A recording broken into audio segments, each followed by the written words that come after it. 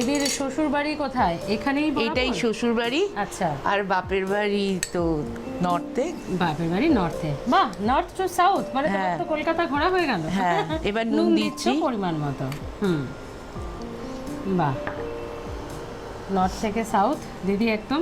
তো তোমার কেউ কেউ বলে যে নর্থ ভালো লাগে, কেউ বলে সাউথ ভালো লাগে, তোমার কোনটা ভালো লাগে বলো? আমার কলকাতা ভালো লাগে। আরে বাবা, কি ডিপ্লোম্যাটিক আনসার। আমি কলকাতা খুব ভালোবাসি। আমি দুদিন ঘুরতে গেলেই মনে হয় কবে কলকাতা যাব, কবে বাড়ি যাব, কবে কলকাতা যাব, কবে ওই নিউ কলকাতা মার্কেট, ওই গড়িয়াহাট। হ্যাঁ ঠিক, ওই কালীঘাট। নিউ মার্কেটে গিয়ে শপিং না করলে পুজো শপিং আমার কমপ্লিট হয় না। ভরে না, যতই আমাদের মল হোক না কেন। কি অ্যাবসলিউট। নুন হলুদ দিয়ে দিলাম, এবার একটু ফুটে এসেছে, এবার আমি কাঁচা এই মাছ ভাজাগুলো দিয়ে দিচ্ছি একদম। আর এটা বোধহয় বেশি ফোটালে আবার এটা না, টেস্টটা হ্যাঁ, নষ্ট হয়ে যাবে সেটাই। না, ওই জন্যে।